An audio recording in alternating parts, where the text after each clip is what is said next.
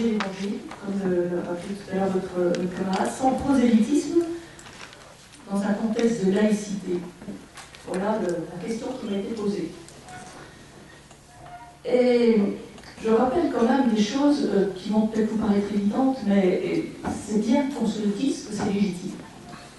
Une bonne nouvelle, ça se partage. C'est normal. Sinon, il y a un problème. On appelle une bonne nouvelle, ce qui n'en est pas une. Quand vous avez la naissance d'un petit enfant, d'un enfant dans votre famille, l'annonce qu'une maladie a été guérie, vous apprenez que quelqu'un qui changeait de boulot, des mois et des mois et des mois finit par se trouver. Mais c'est une bonne nouvelle. On n'a pas besoin de faire 12 ans d'études pour expliquer en quoi c'est ennuyeux. Vous n'êtes pas d'accord? Bon. Hein, donc, là, déjà, le cœur du truc, c'est qu'est-ce que c'est cette bonne nouvelle? Pourquoi faut-il. Pourquoi on se pose tant de questions? Quand vous avez un enfant qui naît dans la famille et que tout le monde se réjouit, mais qu'est-ce qu'on fait? Ben, on le fête. Évidemment, on va faire un pot, on invite tout le monde, on s'intéresse. On se pose pas des questions en disant est-ce que les gens à côté sont pour qu'on fasse des enfants ou contre? Est-ce qu'ils sont d'accord avec le prénom qui a été donné ou pas? Non, mais attendez, non, venez, on va fêter ça, et on va arroser ça.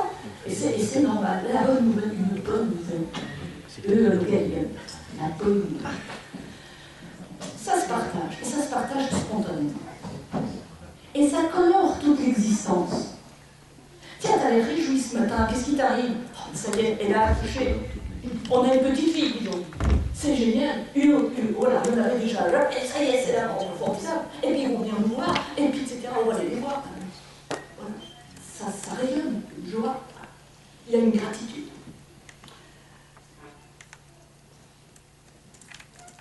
Et qui est-ce qui pourrait soupçonner un prosélytisme là-dedans?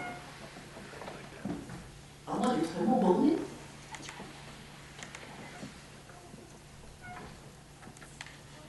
Et l'évangile, la bonne nouvelle dont on parle sans arrêt, c'est quoi? C'est quoi cette bonne nouvelle?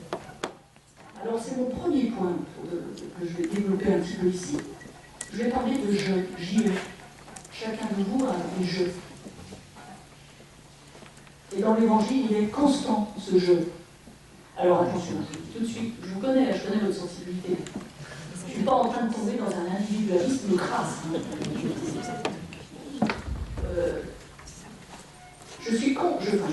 J'essaie de combattre tout ce qui relève de l'égoïsme et de l'égocentrisme.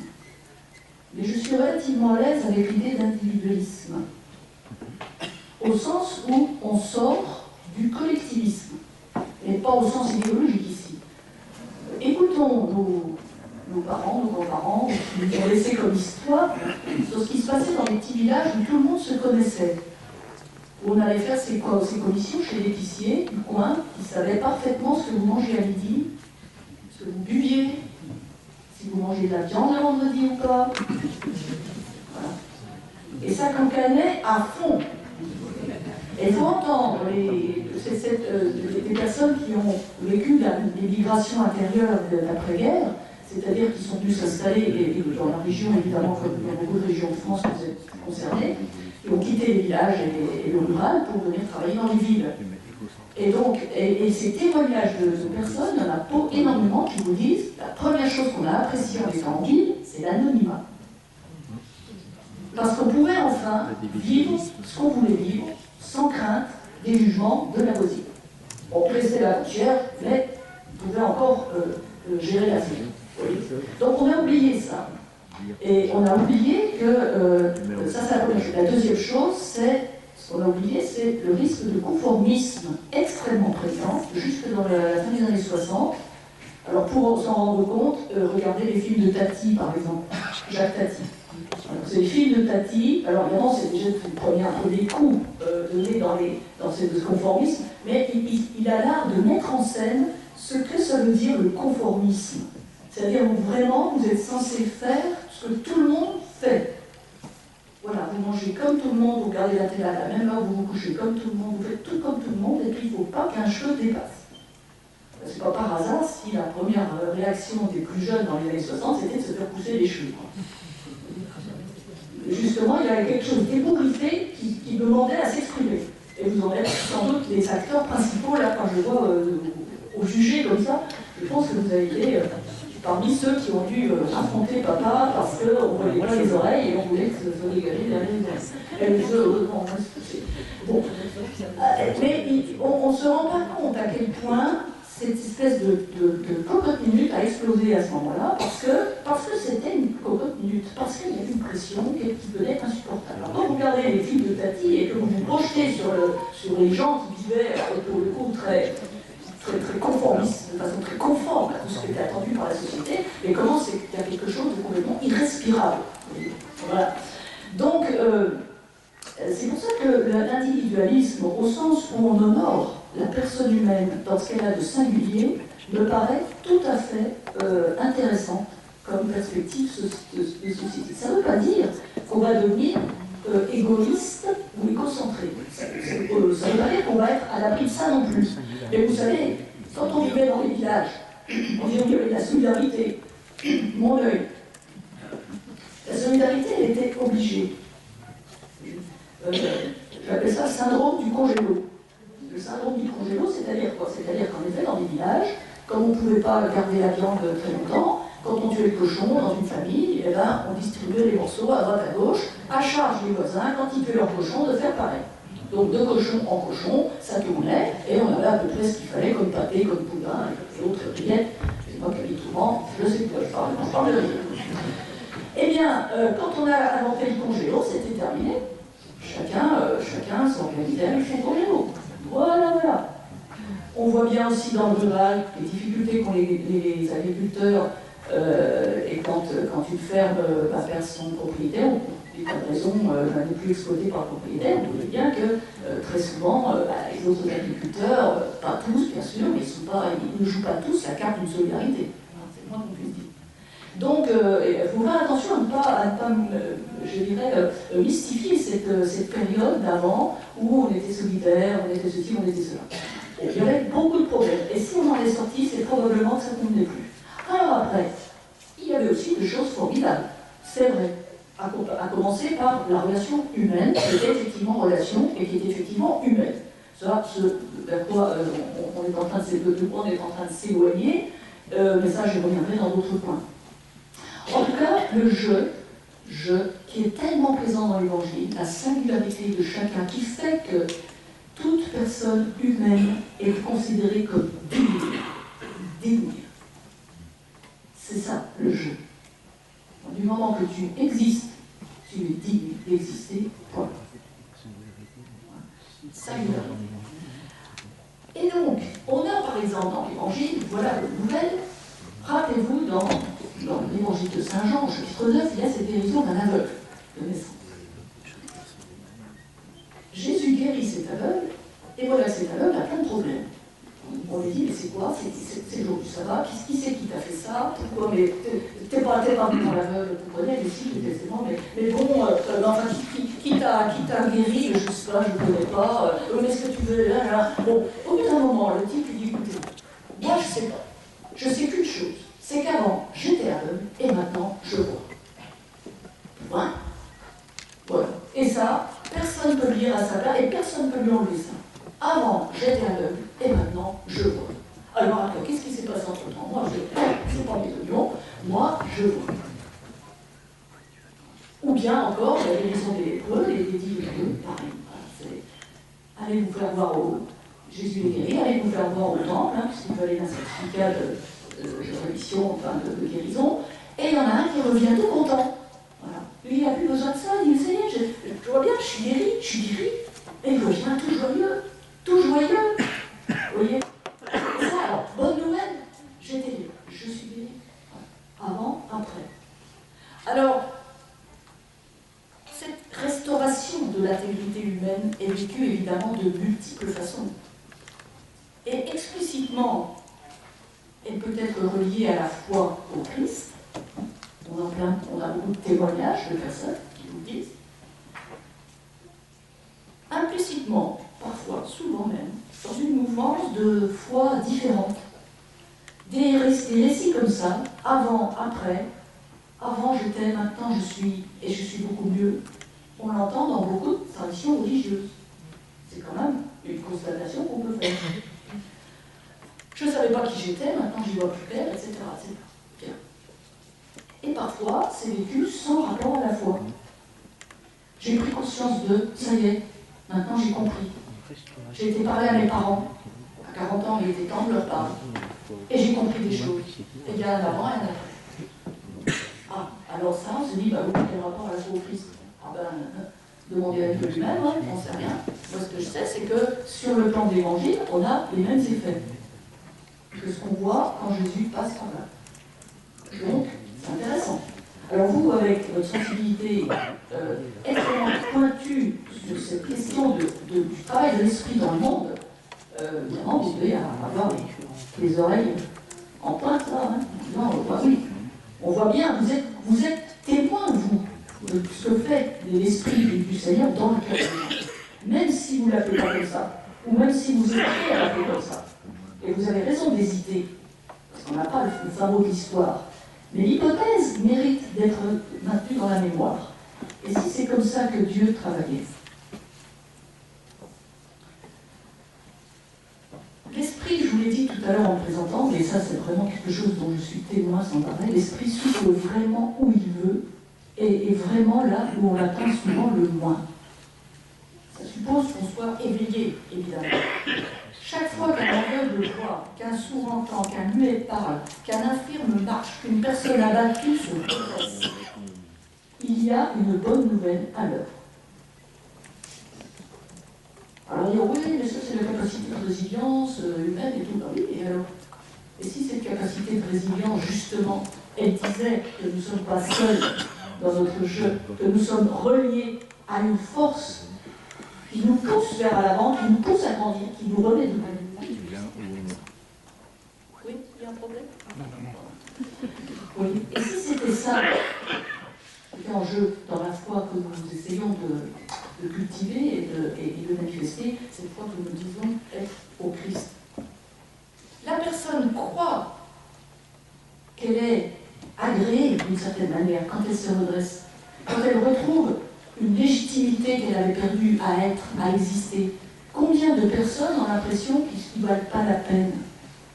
Vous voyez, moi je suis nul, moi de toute façon j'y arrive à rien, moi je suis né sous une mauvaise étoile, moi, etc. etc. Oh là, on en a plein. À partir du moment où il y a un retournement qui se fait, où la personne commence à dire, mais non, il y a un trésor en moi, je suis un trésor. À moi de le mettre à jour petit à petit, en étant accompagné, en relation avec d'autres, on est d'accord.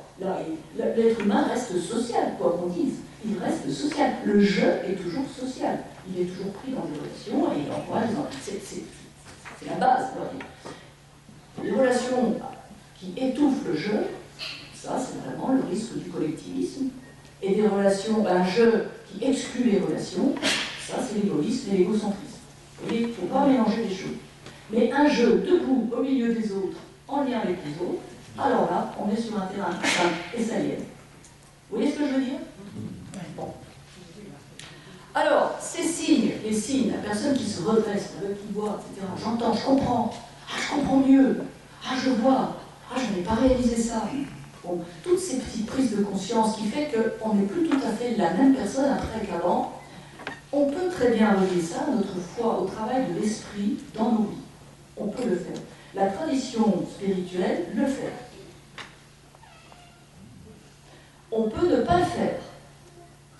La tradition spirituelle nous met en garde contre l'abus du spirituel, justement. Attention de ne pas coller trop vite le mot Dieu dans tout ce qui nous arrive. D'accord. Alors, cette prudence, cette sagesse, autrement la prudence, est tout à fait intéressante. Voilà. Il me semble que c'est Dieu qui est passé par là. Mais peut-être pas. Chacun vit sa foi à son nom. Alors, la personne prend conscience qu'elle est comme agréée. Pour un croyant comme nous, comme Saint Paul par exemple, qui nous dit très, très clairement, nous sommes, dit-il, vous êtes justifiés. C'est ça la bonne nouvelle. Ça veut dire quoi, justifié? Ça veut dire que vous êtes considéré comme dans une page. Vous êtes mis ou considéré par Dieu, si je le dis avec les mots d'aujourd'hui, comme étant juste.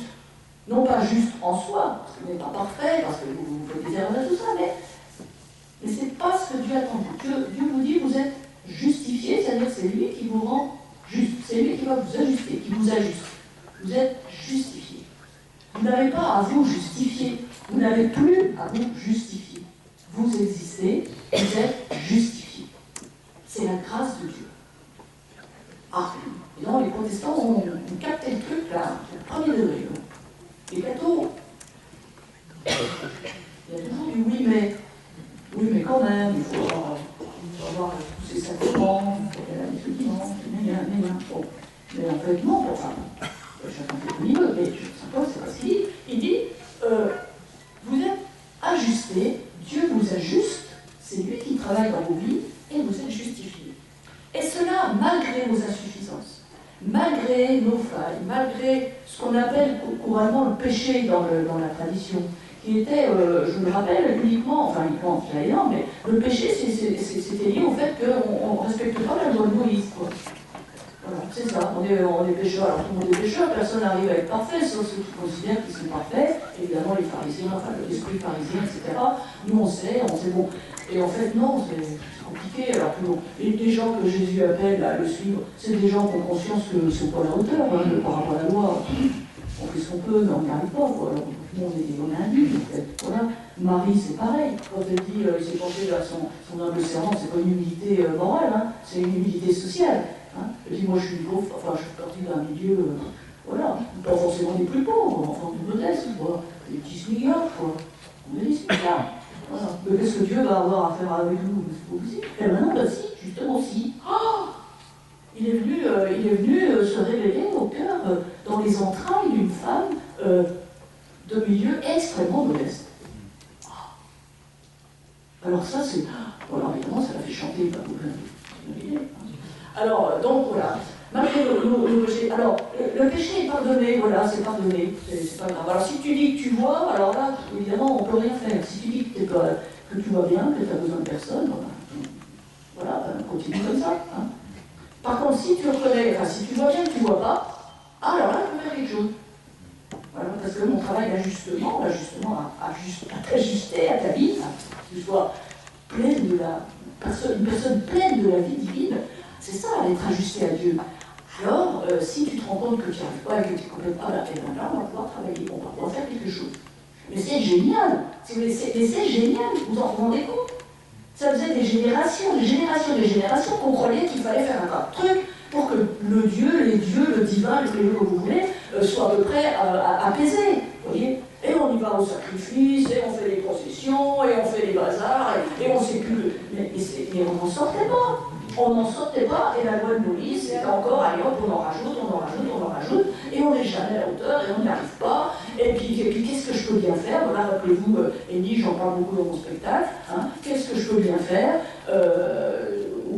Comment Miché, hein, qu'est-ce que je peux bien faire pour être agréé par Dieu, c'est-à-dire avoir le droit d'exister. Hein. Alors là, on surenchère, et puis là, tout d'un coup, plus rien. Voilà. Et seulement la foi. C'est pas moi qui le dis, c'est Jésus. Et seulement la foi. Il dit même pas en Dieu, hein, vous pouvez remarquer. Et seulement la foi, la confiance. La foi, c'est la confiance profonde. Vis dans la confiance profonde. Et seulement la foi. Et il ne s'est pas dit la confiance en Pierre-Paul, même Paul d'ailleurs, mais en quelques gourous, en quelques curés, en quelques fondateurs de je ne sais quel mouvement de le petit pied de Jésus. Je dis non, pas confiance dans quelqu'un, confiance, la foi. La foi pure, dirait Saint Jean de la Croix.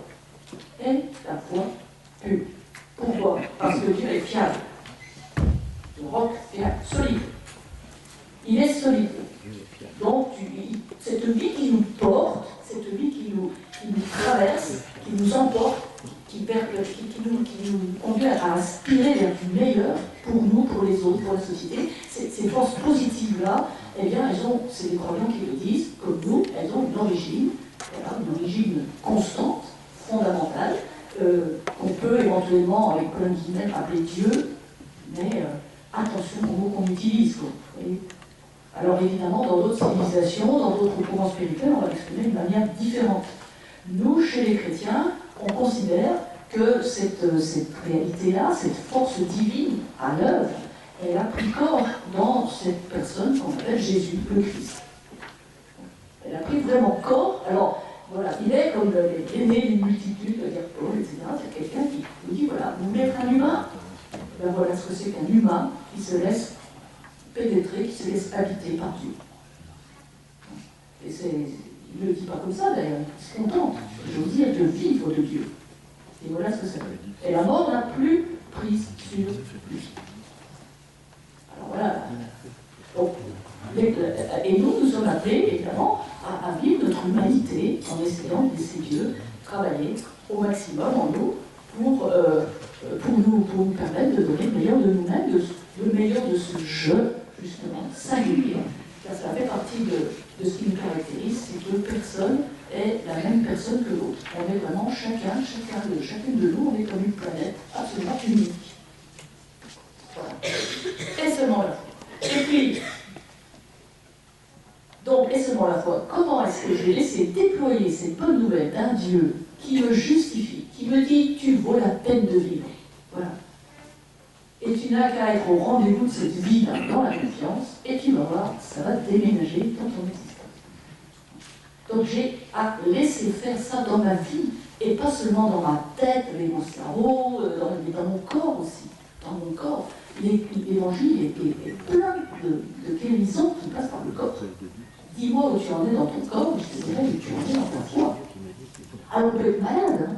C'est pas la question d'être en bonne santé ou pas en bonne santé, c'est quel rapport j'ai avec mon corps, y compris malade, y compris vieillissant, y compris, etc. Quel rapport j'entretiens, parce que l'Esprit du Seigneur passe à travers le corps aussi. Corps, cœur, tête. Vous voyez, tout est lié. C'est pas moi qui le dis, c'est quand même moi.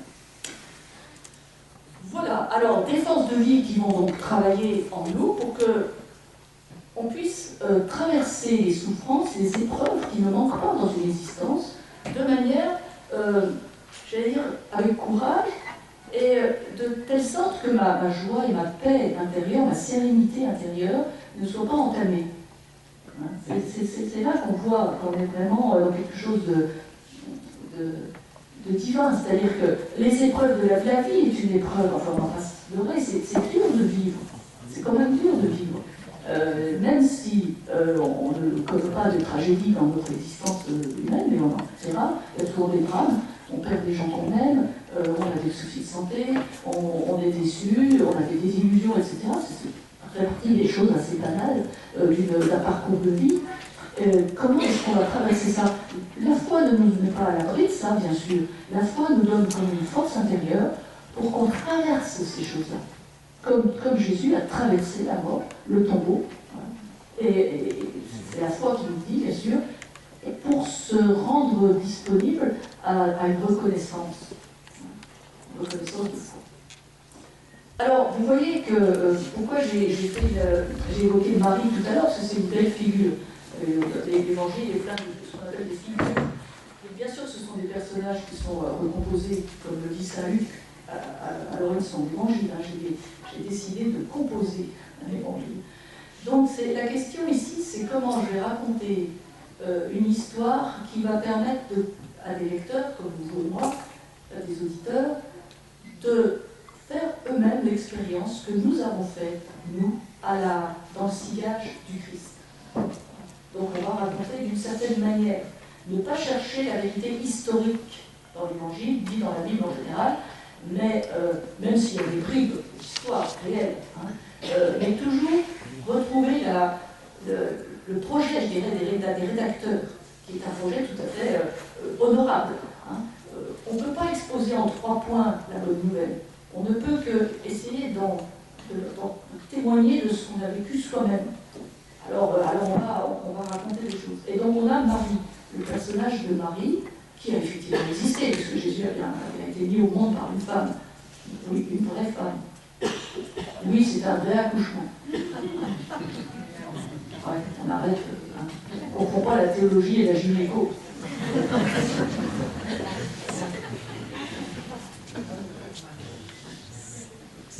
Et Marie, traditionnellement, est la figure de l'humanité. De toute l'humanité, hommes et femmes hein, aussi. C'est pas féminin, rien, c'est l'humanité. Qui porte en elle, dans ses entrailles, je dis bien ses entrailles, le lieu qui donne la vie qui porte en elle la possibilité de Dieu et de donner Dieu au monde. Alors rien que ça, si ça ne vous fait pas la semaine, nous portons dans nos entrailles la possibilité de laisser Dieu se donner au monde. Alors elle, bon évidemment dans un premier temps, qu'est-ce qui m'arrive hein? Ensuite, la foi. Ok, on verra bien. Et enfin, le magnificat. Dieu a fait pour moi des merveilles. Des merveilles. Il a remercié les puissants de leur trône, élevé les pauvres, etc. C'est tout le monde à l'envers. Chant Magnificat, c'est un chant révolutionnaire. À tel point que dans certaines dictatures d'Amérique du Sud, on a interdit, on a enlevé un verset, on a enlevé le renverser les puissants de leur trône et les âmes, c'était interdit de chanter ça dans les églises. Ah non, mais pour autant, hein. Ah ouais. Donc, parce qu'il a détrôné, voilà, la théologie de la libération, évidemment, a bien capté l'affaire. Hein. Les théologies de la libération s'inscrivent dans cette histoire de attention. Bon, alors, après, on est pour, on est contre, ça, c'est pas la question. La question, c'est si on entend ce qui est dit, c'est totalement révolutionnaire. Sur le plan sociétal, sur le plan rapport hommes-femmes aussi. Je le rappelle, je suis la servante du Seigneur, dit-elle. Servante du Seigneur. Alors, deux remarques par rapport à ça. Servante, non pas celle qui fait le ménage, bien qu'il n'y ait aucune honte à faire le ménage, je le fais moi aussi, mais ce n'est pas la question, c'est le féminin de serviteur du Seigneur. Mais serviteur du Seigneur, c'est un titre honorifique. Attention, celui qui a le statut de serviteur du Seigneur, c'est respect. Oui. Donc, elle, au féminin, je suis moi, c'est pour ça que je traduis souvent la serviteur du Seigneur, avec un peu, je suis la serviteur du Seigneur. Mais en creux, vous entendez qu'elle n'est plus la servante, dans un milieu très patriarcal à l'époque, elle n'est plus la servante ni de son père, ni de son mari, ni de ses frères, ni de aucun homme. Elle est au service du Seigneur. Point barre. Et ça, c'est aussi quelque chose qu'il faut entendre. Quand je dis que chaque jeu est un trésor, le jeu des hommes, le jeu des femmes, le jeu de ceux qui étaient esclaves, le jeu des gens qui étaient malades, le jeu, toute personne est sacrée. Puisqu'elle porte en elle la possibilité de Dieu. Bon, ça devrait vous faire une deuxième semaine. Oui. Mais c'est totalement révolutionnaire si on entend vraiment les choses. Et alors, pour elle, c'est un chant de joie, bien sûr, de libération qui vient. C'est un chant de reconnaissance. Voilà, ça, j'allais dire, ça ne s'invente pas. Ah non, c'est ce qu'on a envie de chanter quand il nous arrive une chose pareille. Bon, alors évidemment, on va entrer, et ça sera un autre point de mon intervention, on va entrer dans quelque chose qui va obliger à changer complètement, à bouger complètement les lignes dans tout ce qui relève du rapport aux religieux. Alors, je dirais, pour l'instant, je vais peut-être m'arrêter là, est seulement la foi, et puis Saint Paul qui rajoute un moment dans Philippiens que j'aime beaucoup, et dit qu'est-ce que j'ai à faire? Il a travaillé à ton salut. Alors attention, hein, ne me faites pas dire ce que j'ai pas dit. Travailler à son salut, c'est pas retomber dans l'espèce de piétisme 19e, vous voyez, où on va se dire oh là là, il faut que je me dépêche de faire mon chapelet et de me confesser parce que je travaille à ton salut. C'est bon, je ne juge pas, c'était la croyance de l'époque, pourquoi pas. Mais c'est pas ça que je suis en train de dire. C'est-à-dire que travailler à son salut, c'est faire en sorte que de mener sa vie humaine, de faire en sorte que la force de Dieu, cette vie, cette vie avec un grand V, prenne corps dans moi et ma vie. C'est ça, à travers ça. Donc je laisse l'Esprit du Seigneur prendre corps en moi, dans mon corps, dans mon cœur, dans ma tête, dans mes relations, dans la façon d'être humain. Voilà travailler à son salut, c'est-à-dire en fait, travailler à l'accueillir, travailler à accueillir le salut, travailler à faire en sorte que cette justification par Dieu soit effective dans mon existence. Alors là, adieu la culpabilité et bonjour l'accueil de la vie divine. Vous dites, et ça, c'est vrai que je suis vraiment sensible, cette phrase, vous êtes justifié, considéré par Dieu comme étant juste, malgré nos failles. Et je trouve ça, voilà, ça parle, évidemment. Mais pourquoi alors reconnaître que nous sommes pécheurs? pourquoi reconnaître que nous sommes pécheurs? Pourquoi? Qui vous demande ça?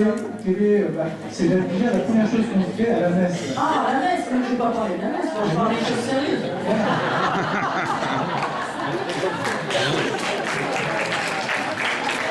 Vous mettez les temps, excusez-moi, mais c'est formidable comme jamais Jésus a demandé aux gens de reconnaître pécheurs. C'est toujours ce qu'on fait systématiquement dès le début. Oui, Et on va le faire peut-être à la fin de la journée, à la messe. On va dire, reconnaissons-nous d'abord qu'on est pécheurs. Voilà. C'est-à-dire qu'on n'est pas justifié. Excellent. Mais c'est ça, ça fait partie du problème, si vous voulez. Si pécheur, ça veut dire, bon, moi, on voit ça dans l'évangile. Je suis pas digne, quoi. Je suis pas digne que tu viennes dans ma maison, tu vois bien, je suis pas raccord, il y a des trucs qui vont pas dans ma vie, j'ai pas été bon là, comme j'ai parlé à machin, ou à ma femme, à mon mari, à mes gamins, enfin, voilà, je me sens pas, quoi, je suis pas à la hauteur, quoi. Bon, là, ça s'appelle de la lucidité. C'est-à-dire, oui, effectivement, ok, c'est bien pour ça que tu as besoin de recevoir la vie de Dieu, justement, parce que t'es pas raccord. Voilà. Mais c'est Dieu qui nous accorde la vie. Mais si nous, on se pointe en disant, mais Dieu, ça va, j'ai tout bien, j'ai tout bon. C'est vraiment l'histoire de l'évangile. On a la parabole, le collecteur d'impôts, là, je crois, et puis il y a un qui dit, regarde, moi j'ai tout bon. Alors ça pourrait être version catholique, je vais à la messe du dimanche, je me confesse avant d'aller communier pour être en état de pureté, et patati patata. Mais je dis ça un peu avec ironie, mais en même temps avec beaucoup de tendresse, parce qu'il y a beaucoup de sincérité là-dedans. Hein. Et Dieu, je pense, enfin je mets toujours des guillemets à Dieu, parce que vraiment, je pense que celui que j'appelle Dieu a beaucoup accueille ces personnes vraiment, et espère qu'un jour elles s'ouvriront au salut. Voilà. Mais pour l'instant, elles en sont là. Bien. Mais en tout cas, si dans l'état d'esprit dans lequel je suis, c'est moi j'ai tout bon. Mais Jésus dit, si tu es en bonne santé, tu n'as pas besoin de médecin. Voilà. Par contre, tu te fous le doigt dans l'œil. Tu ne te rends pas compte que tu n'es pas endormi. Et donc, alors, là, je peux rien faire. Par contre, si tu reconnais, non pas pour t'humilier ou pas, mais c'est juste par lucidité, alors on peut faire quelque chose, mais c'est d'un bon sens, de base. Hein. Vous voyez.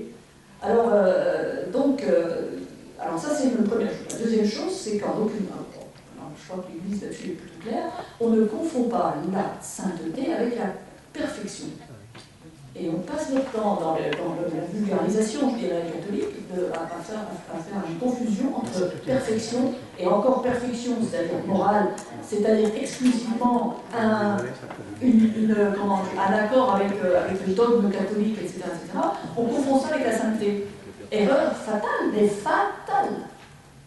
Et ce qui d'ailleurs est à la base d'un certain nombre de comportements inappropriés, pour dire les choses gentiment, parce que du moment qu'on est bon, on peut s'autoriser tout ce qu'on veut au nom de Dieu, au nom de l'amour de Dieu, etc., etc. Regardez ce qui s'est passé dans les abus. Il y a beaucoup de discours qui étaient là autour. Je suis un homme de Dieu, qu'est-ce qui peut m'arriver? Enfin, je veux dire, je suis forcément du côté de Dieu. Et il y en a qui étaient sincères. Et puis, il y a les prétendus qui avaient quand même conscience qu'ils poussaient un peu loin toujours, mais il y en a qui étaient vraiment sincères. Et on n'a pas encore travaillé cette question-là, la sincérité des gens qui étaient convaincus de faire ce qu'il fallait, parce que, étant du côté de Dieu, ils manifestaient l'amour de Dieu en ayant des comportements inappropriés avec des choses. C'est terrible hein, quand on en parle. Alors donc c'est pour ça que, vous voyez, c'est la difficulté à ne pas confondre la sainteté, la perfection et la perfection avec le rapport avec les hommes catholiques. Voilà, chez nous, c'est le problème. Dans d'autres églises, dans d'autres institutions, ils ont d'autres problèmes. Hein. Je dis tout de suite qu'on n'a pas le monopole des choses. Mais bon, on va le dire. Alors pourquoi est-ce que dans l'Église on reconnaît qu'on est pécheur dès le départ? Eh bien parce que c'est comme ça, parce que alors évidemment il y a plusieurs explications, mais il est clair, assez évident que le cléricalisme continue de vouloir s'imposer. Qui dit pécheur dit besoin de pardon dit besoin d'un sacrement, alors, et puis accessoirement ça vous maintient dans une position d'infériorité, enfin de domination. Vous êtes dominé, nous sommes dominés, dominé. Bon, moi je ne supporte pas, donc je ne fais plus, mais je ne fais plus. Mais après, chacun, il y a des gens que ça rassure. Hein. Voilà, c'est tout.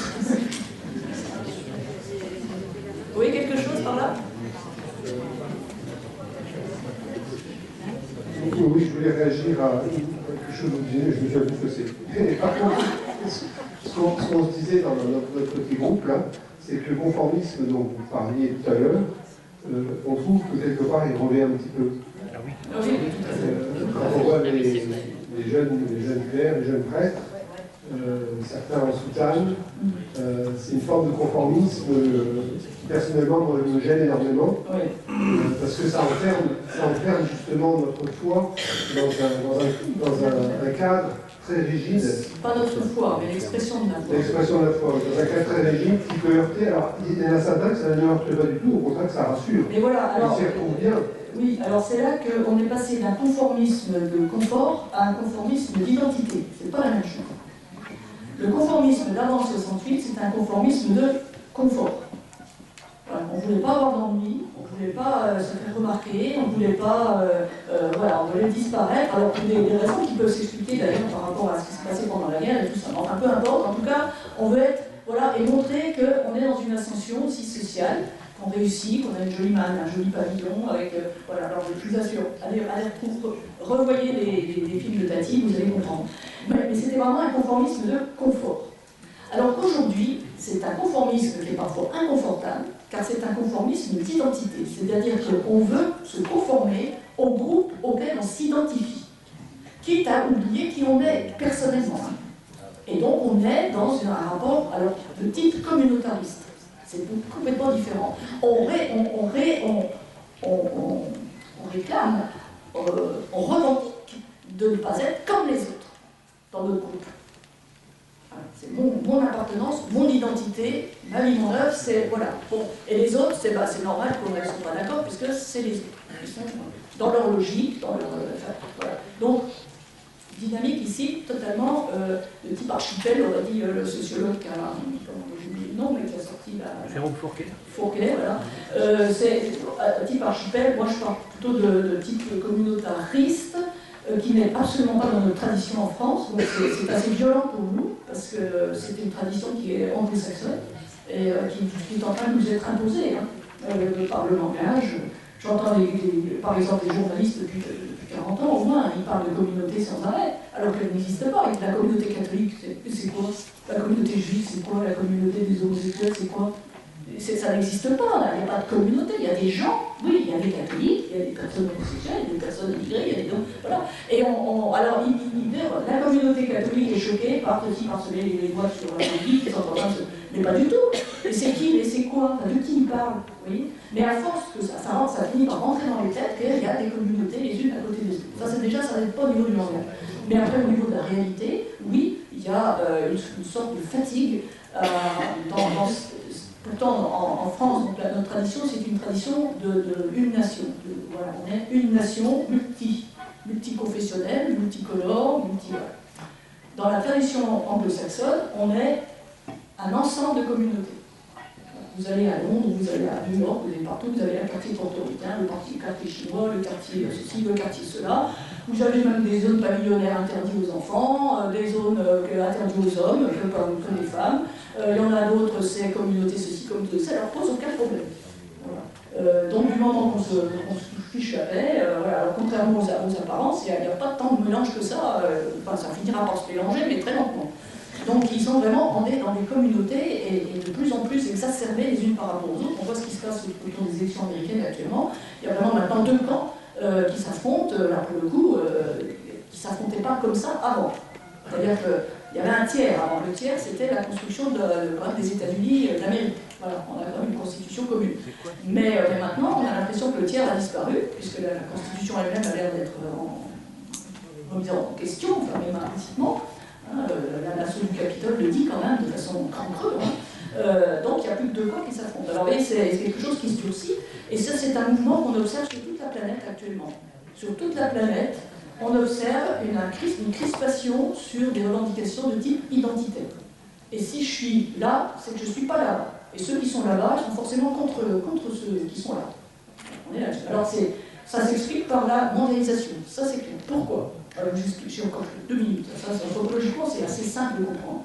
Un être humain comme vous et moi, nous sommes constitués de cette capacité sociale, c'est-à-dire de créer du lien, une capacité qu'on n'apprend pas. On apprend comment s'en servir, Mais elle est là déjà dès le départ.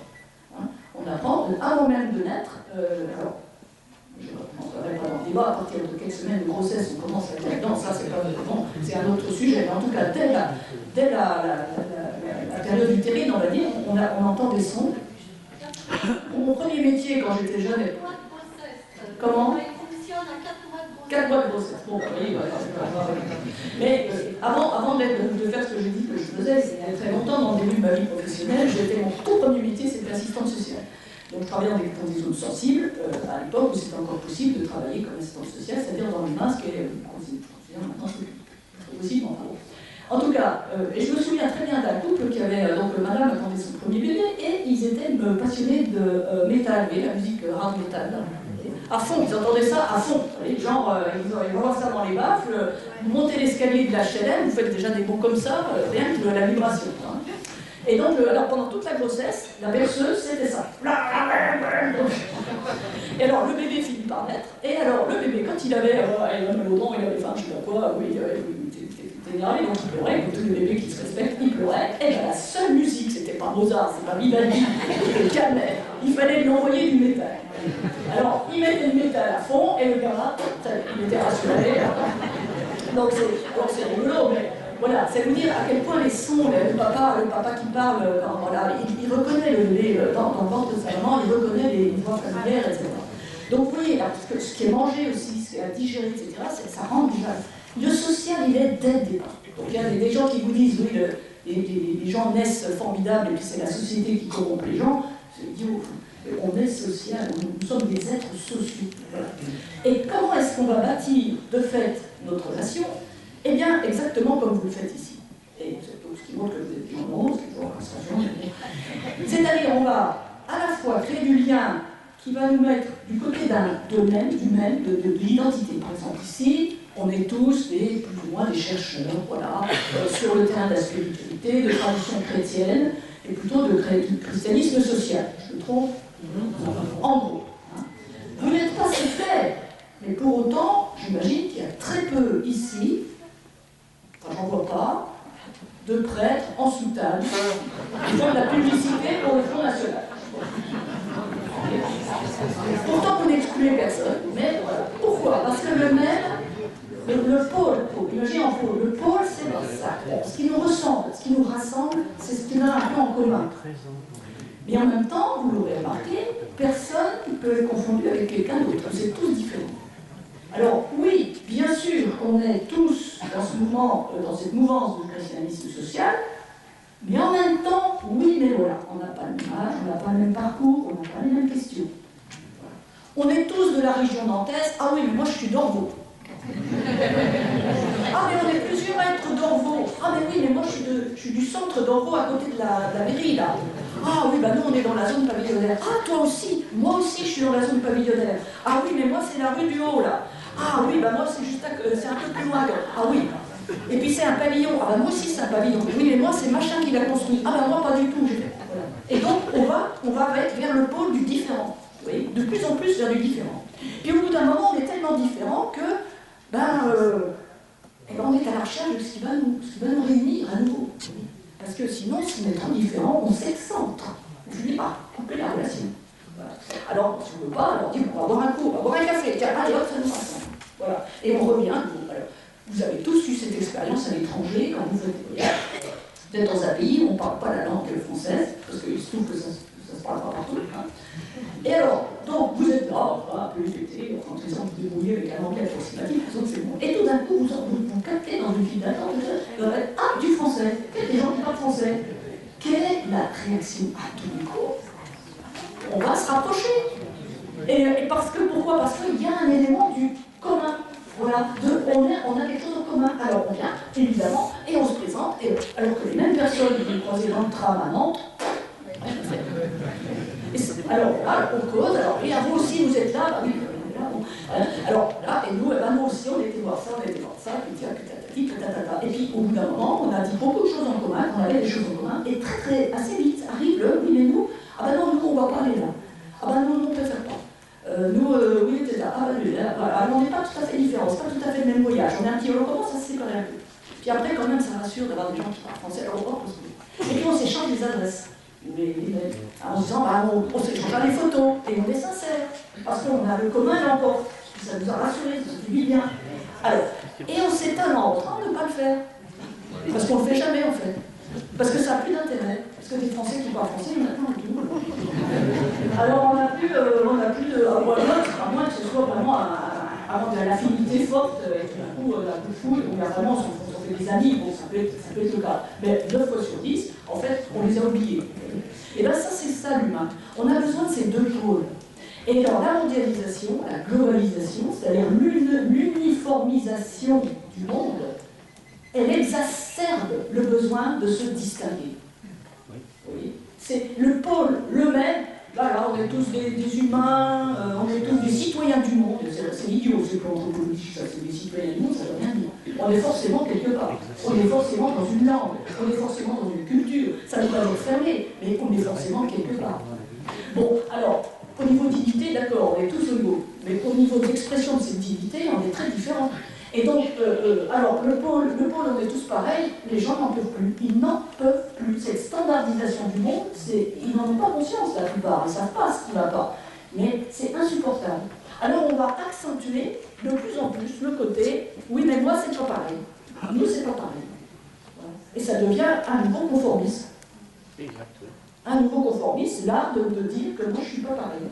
Alors on a tout essayé, hein, les expressions musicales, les machins, les fringues et tout, les gants, pour se distinguer. Vous voyez. Le vestimentaire a beaucoup évolué, le rapport au vestimentaire depuis 40 ans. Hein. On est sorti de l'idée que le vestimentaire, ça servait quand même à se situer, mais surtout se protéger des intempéries, du froid, du chaud, etc. Être décent, bien sûr. Et puis troisièmement, manifester un statut social ou un métier. C'était c'est toujours été les trois du vêtement. Mais maintenant, ça ne suffit plus du tout, maintenant il faut être stylé. C'est stylé, mais est-ce que vous êtes stylé? Il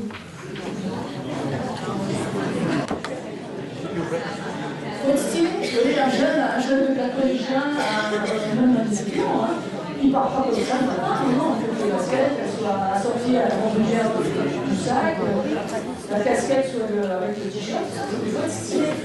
Et puis on fait partie d'une communauté, attention, si on a les cheveux longs, pas longs, machin, la coupe de cheval ou pas, ça situe, c'est fou. Alors, ça demande beaucoup de travail, hein, voilà. Et on se distingue de plus en plus. C'est un nouveau conformisme, mais sur le mode de la distinction.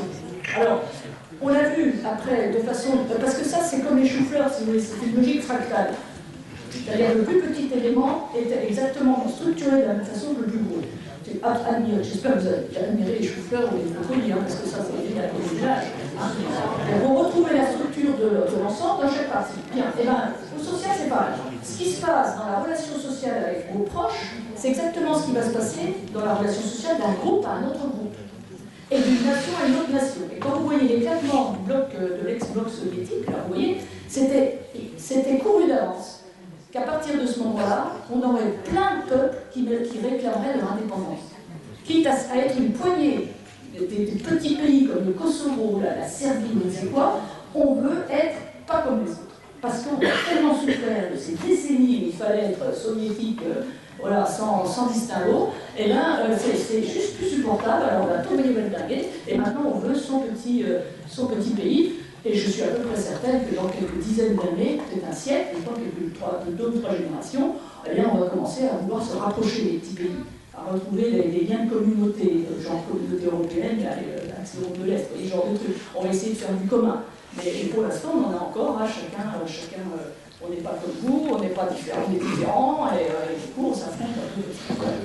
Donc, vous voyez les deux pôles, pas comme différents et en commun avec d'autres. Et on est toujours en train d'osciller entre les deux.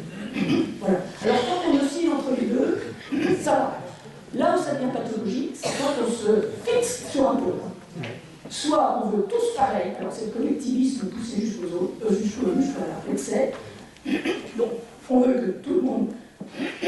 Mais je parle du collectivisme, pas sur le plan idéologique. Je maintiens que pour une part, l'organisation de société telle qu'elle est en train de se mettre en branle, avec ses standardisations, ses algorithmes qui sont basés sur les statistiques, etc., on est en train de vouloir standardiser nos rapports humains et nos personnes. Donc il y a quelque chose qui continue de travailler du côté du tous pareil au mauvais sens du terme. Voilà. Donc, si on se fixe sur ce pôle-là, voilà, si on se fixe sur pas comme les autres, alors on risque évidemment l'excentricité, c'est-à-dire les personnes qui deviennent isolées les unes par rapport aux autres, complètement isolées, et qui meurent dans une, je ne dis pas de solitude, mais si, d'isolement. Donc, qui meurent qui sèchent sur pied, voilà le risque, qui sèchent sur pied. Et là, pour une part, chez les plus jeunes, il y a ce risque de ne plus voir le sens, évidemment, qu'il y a de vivre avec les autres, parce qu'on a exacerbé ce pôle, pas comme les autres. À force de ne pas être comme les autres, mais qu'est-ce qu'on fait des relations avec les autres? Où elles sont? Et on ne sait plus quoi faire. On ne sait plus comment faire. Voilà. Alors, vous voyez, le risque, voilà. Je vous rassure, c'était la même chose pour les générations d'avant. Hein. On n'a pas inventé des problèmes. Oui, parce que je l'avais dit, comment partager l'évangile dans la société telle qu'elle est, mais surtout dans nos engagements sociétaux divers, dans nos engagements sociétaux. Et en effet, la question à se reposer sans arrêt, parce que au bout d'un certain temps, d'un certain nombre d'années d'engagement, on finit par prendre le pli. On finit par ne plus avoir conscience de ce qu'on fait. On est un peu dans la force de l'habitude, de se faire comme ça, etc. C'est là qu'on commence à s'endormir. Alors, j'en profite d'ailleurs pour vous donner quelques repères aussi de la vie spirituelle. Il y a une intelligence de la vie spirituelle qu'on a théorisé plusieurs fois, enfin, et dont on a beaucoup de traces. C'est le monde de la Bible que je suis la plupart du temps, c'est des grands mystiques, tous les petits d'ailleurs, les mystiques, mais vraiment des gens bien, quoi, des gens bien enracinés dans l'humanité. Je pense à Jean de la Croix, je pense à Thérèse d'Avila, je pense même à Emmanuel Brel d'ailleurs, plus contemporaine encore, mais c'est vraiment des personnes qui ont cet enracinement humain et cette intuition de la manière dont l'esprit travaille dans leur vie. Et pourquoi je dis ça? Parce que de cette tradition spirituelle chrétienne, qui est vraiment le véritable trésor de notre tradition chrétienne, hein, qui est recouvert par tout le calice qu'on connaît par-dessus, voilà, et on creuse dessous, là, on retrouve ces pièces d'or vraiment de la vie spirituelle. Et dans cette intelligence de la vie spirituelle, on nous dit souvent, attention, il y a des forces négatives qui travaillent. Alors, je vous préviens, dans toutes les civilisations de toute la Terre, depuis toujours, on a conscience que tout ne va pas de soi. Il y a des choses qui nous arrivent qui sont négatives, il y a des choses qu'on engage soi-même qui ne vont pas bien, qui ne vont pas dans le bon sens. On sent qu'on est fait pour être heureux et en paix, et on passe son temps à prendre des décisions qui nous enlèvent et cette joie et cette paix. Voilà. Ou on subit, ou on le fait soi-même. Enfin, voilà, appelons ça comme vous voulez. C'est là-dessus d'ailleurs que s'est enracinée la tradition du péché, justement, de tout ça vient, où ça va, et pourquoi, etc. Et ça, c'est écrit après. Mais dans d'autres civilisations, on va appeler ça autrement, peu importe. On peut même parler anthropologiquement parlant de forces négatives. Il y a des forces négatives. Voilà. Et donc, pourquoi, comment, ça, je ne sais pas pourquoi, mais en tout cas, c'est un fait, des forces négatives. On se dit à soi-même des choses négatives qui nous font du mal. Pourquoi on le fait? Donc je suis nul. Qui dit ça? Ah oui, mais comme disaient mes parents, quand c'est mes profs, là je suis nul. Voilà, mais c'est quoi? C'est pourquoi tu fais du mal, quoi? Et c'est, on a travaillé sur soi, etc. Voilà. Les forces négatives, ça peut être aussi, évidemment, des choses qu'on engage soi-même. Hein. Et alors, donc, on voit où il y a la tradition spirituelle, nous fait remarquer les gens comme vous et moi, qui sommes des gens de bonne volonté. C'est-à-dire qu'on essaie de bien faire. Enfin, je me trompe. Je ne pense pas que je me trompe en disant qu'il n'y a pas de pervers. Vous essayez de faire les choses bien, vous essayez d'être des gens bien, vous essayez de prendre des initiatives positives, constructives, etc. Et ça, c'est le propre du chrétien qui se respecte. Ok. Alors, les mystiques nous disent attention, les forces négatives vont profiter de ça pour vous faire tomber. Quand vous faites le mal, bon, les forces négatives, elles se déchaînent, elles sont contentes. Vous leur donnez un support formidable, vous n'êtes pas contrariés. Mais si vous voulez faire le bien, alors on va se servir de notre volonté de faire le bien pour vous faire tomber. Alors ça, c'est intéressant. C'est-à-dire que je veux tellement bien faire que je fais le contraire de ce que je voulais. Je veux sauver le monde, par exemple, et là, je fais le contraire de ce que je veux faire, évidemment, parce qu'on n'est pas chargé de sauver le monde. Hein. Ça, je ne dis pas si. Ça vous proposer, ce serait bien aussi ça. Voilà. Dieu s'en occupe. Alors, donc attention, Donc les plis qu'on va prendre dans la militance, dans l'engagement dans la société, on finit par prendre des plis. Et on ne se rend pas compte.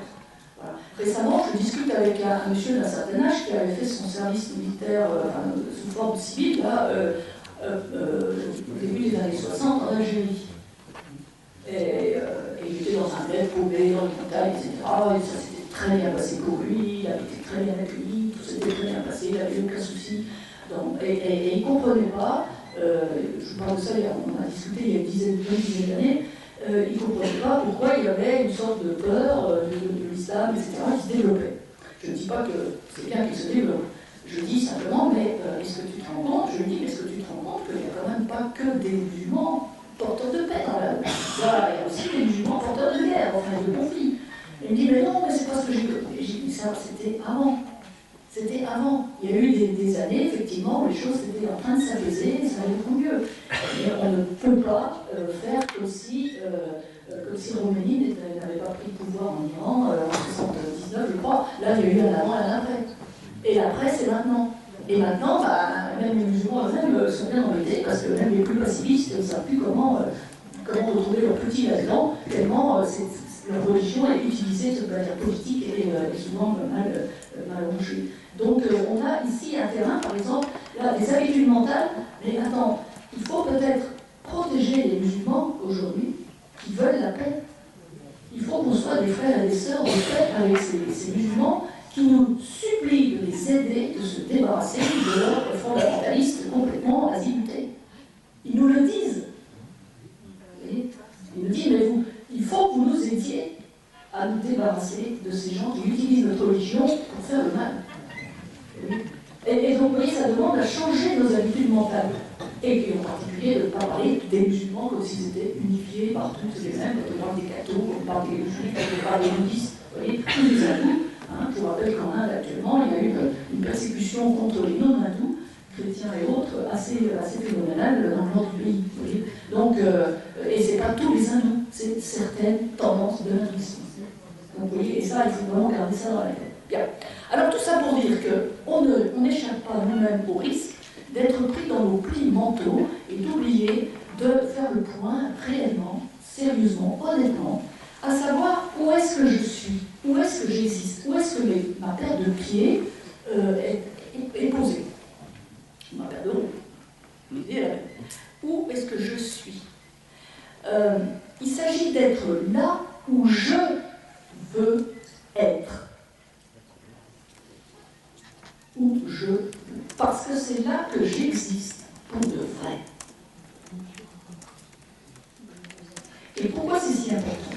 Parce que si je me trouve là où j'existe pour de vrai, alors ça veut dire que c'est là que je capte la vie spirituelle, le courant de vie spirituelle qui me permet d'avancer sur ma route humaine. Vous avez entendu? Il y a du vrai, il y a de la route, il y a de la vie. Vérité, chemin, vie, ça vous rappelle de rien? Ça vous rappelle de rien? Je suis le chemin, la vérité et la vie. Le je suis, chemin, vérité. J'existe pour de vrai, je suis vivante et je suis en route. Voilà. Et si j'en suis là, alors le reste suit, l'intendance va suivre.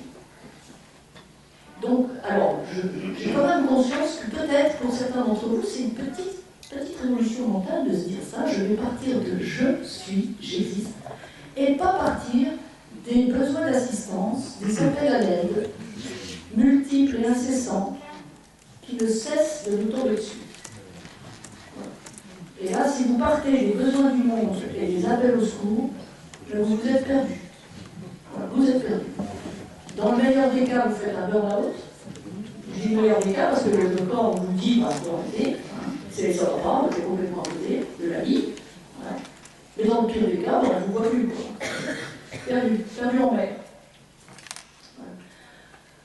Et ça, on a été pas mal manipulé par cette affaire-là, dans les années 70, 80, surtout 70 d'ailleurs, où on nous a fait croire que c'était à nous de sauver tout ce qui n'allait pas. Et ça a fait des générations de militants qui ont pris beaucoup de temps, beaucoup d'énergie pour essayer de... Voilà, alors ça partait de bonnes intentions, ça partait de choses positives, mais on se trompait d'objet.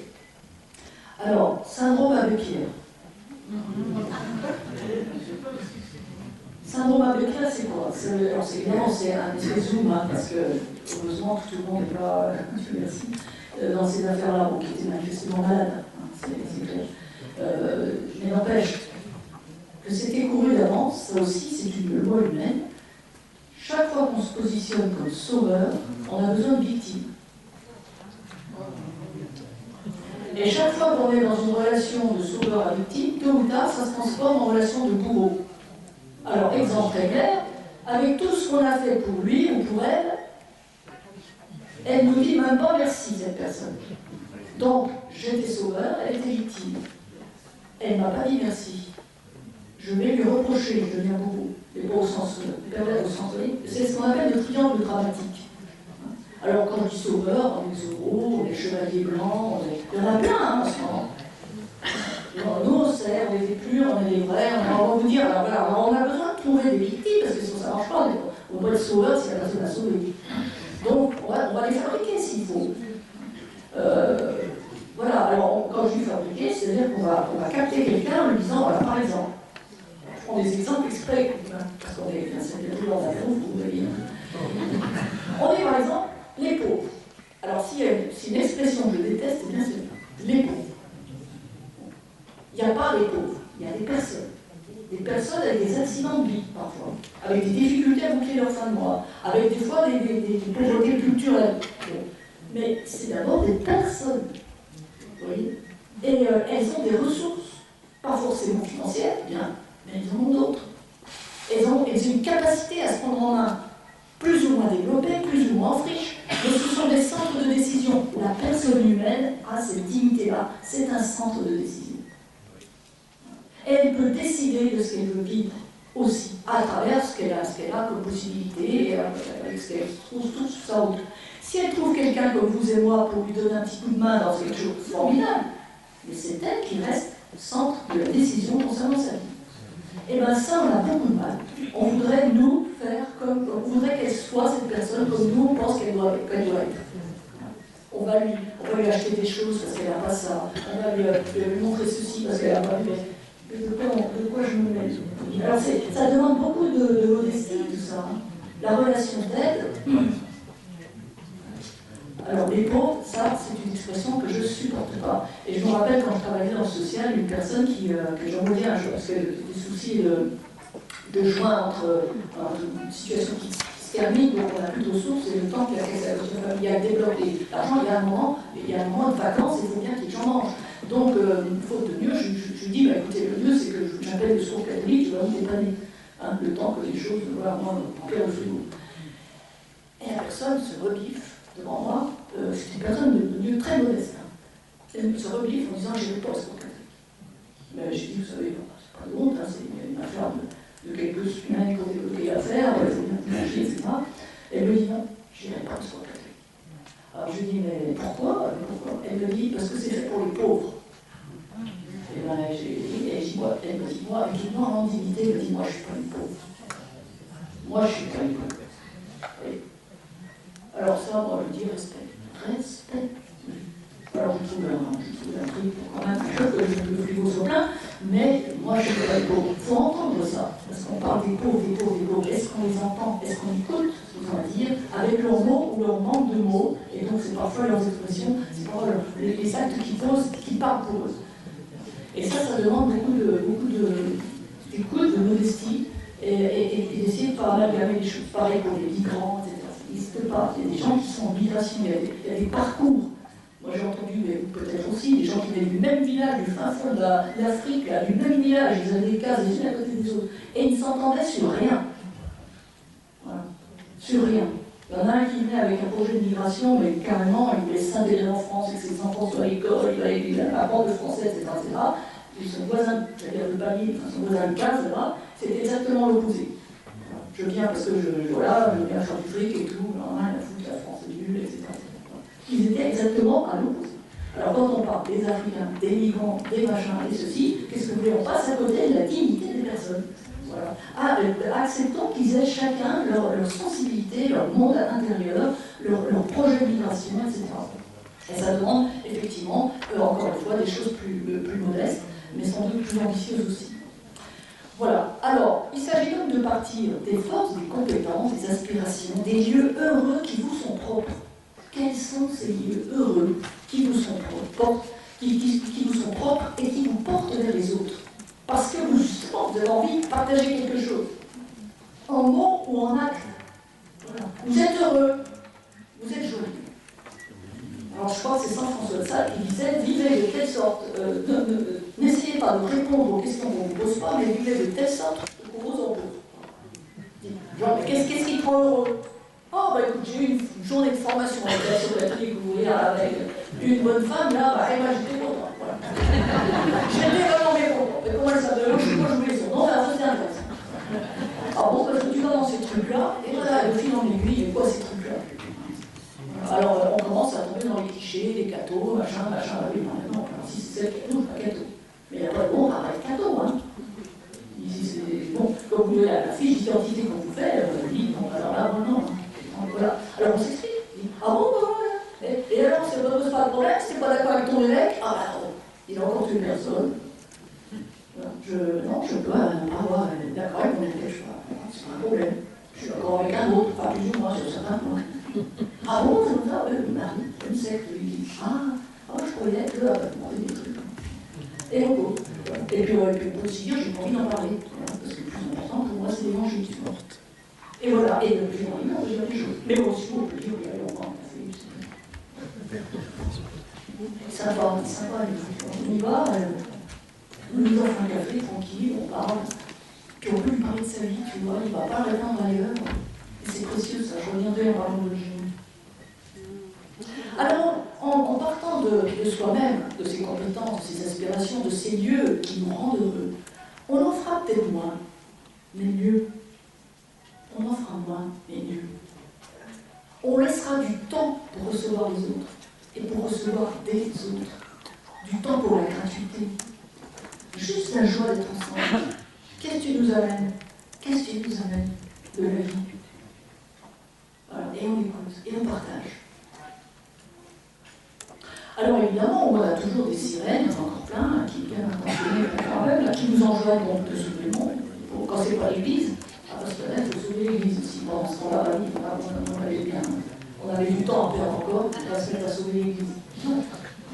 C'est par là qu'on va être égaré, avec notre désir de bien égaré, quoi. Vous voyez, regardez les années 80, les synodes, je ne sais pas s'il y en a eu ici, je parle à l'aveugle, les synodes, mais cette énergie dépensée en pure perte, je le maintiens, en pure perte.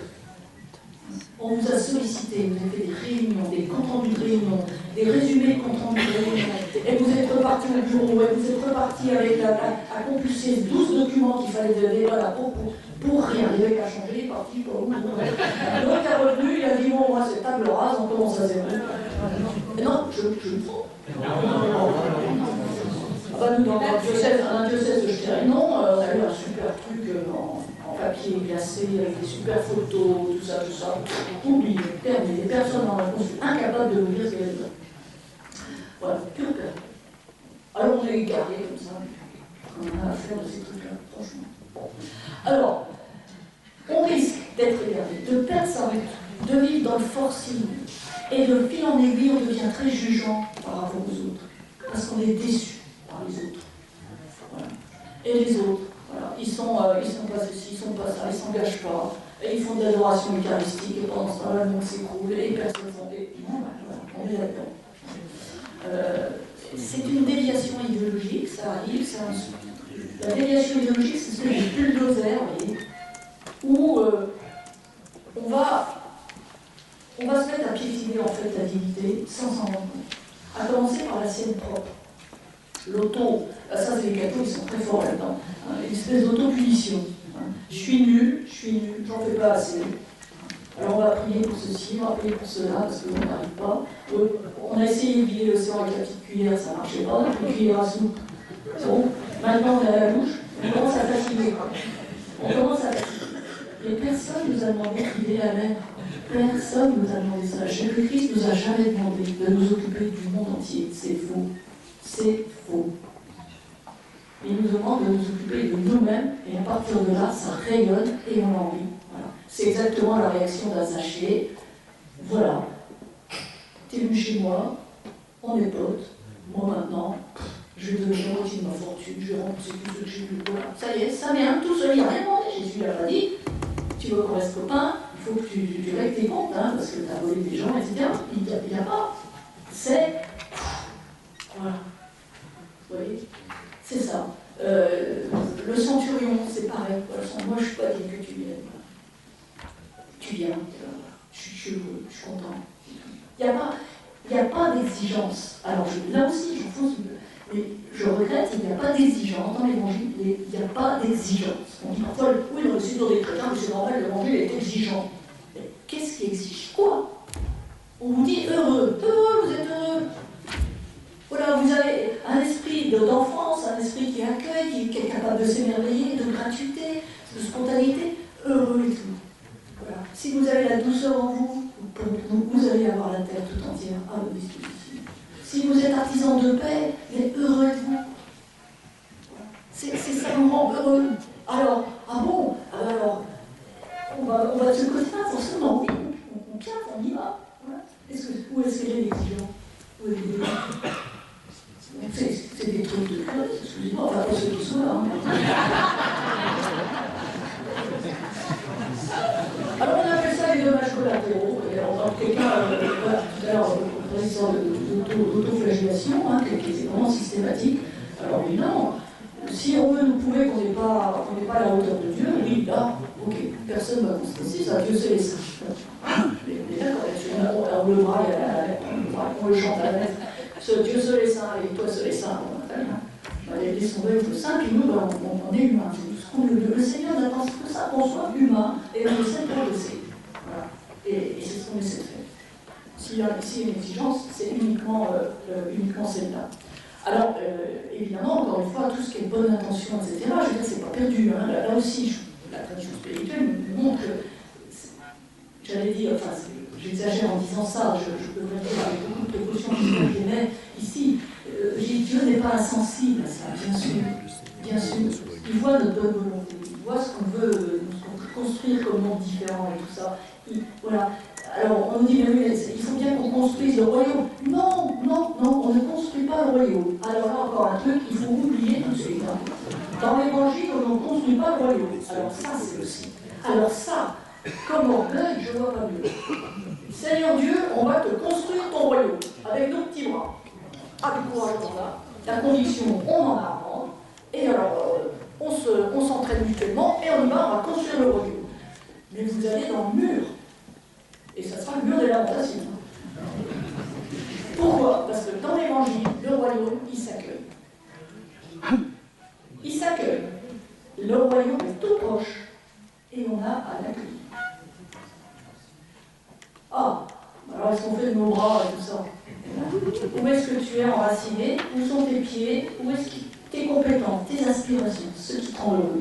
Voilà, tu vas employer ta force et ton désir de l'unité dans ce sens-là.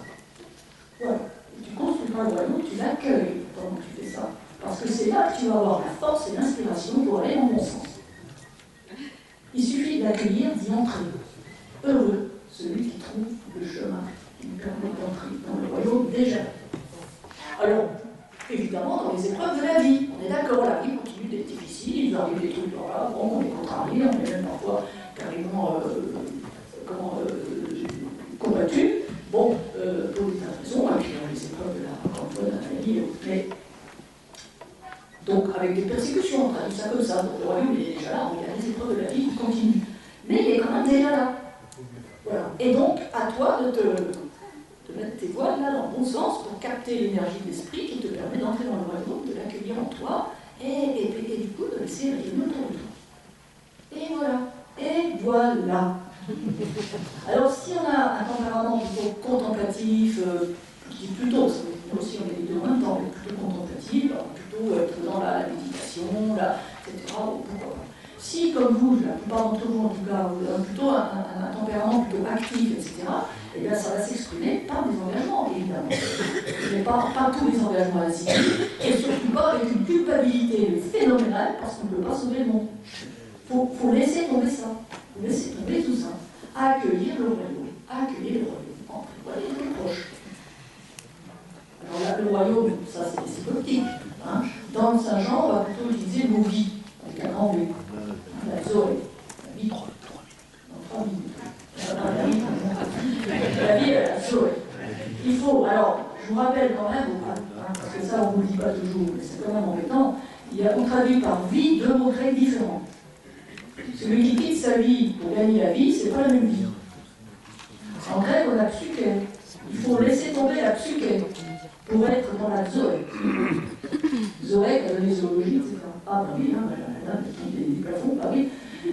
Il faut quitter la psyché pour gagner la zoé. Alors, la psyché, c'est probablement quelque chose de l'ordre de la représentation de ce que c'est que doit être la vie ou les choses, à ce que j'ai dans la tête. Il faut déposer tout ça pour accueillir la vie, alors ce courant de vie, de vitalité, avec un grand V, forcément que je viens de lever, c'est la Zoé de Saint Jean, de l'évangile de Saint Jean, la Zoé pour accueillir la vie en soi, une vitalité qu'on partage avec tout le créé. C'est pour ça que dis-moi comment tu te comportes avec les animaux et la nature, et je te dirai comment tu te comportes avec l'humain. C'est vraiment tout est lié. Donc cette grande vitalité-là, elle doit passer par tous les fibres de notre existence et ne pas se faire emprisonner par la psyché. Alors laisse tomber la psyché et accueille la Zoé. Important ça. Alors psyché, en grec, psi, upsilon, qui et da. Et puis Zoé, zeta, oméga, oméga et eta. Ah bah oui, parce qu'on comprend rien en disant qui veut quitter.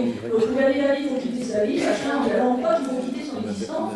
Après on a beaucoup utilisé ces choses-là pour manipuler les foules, pour faire rentrer les gens dans les courants, etc.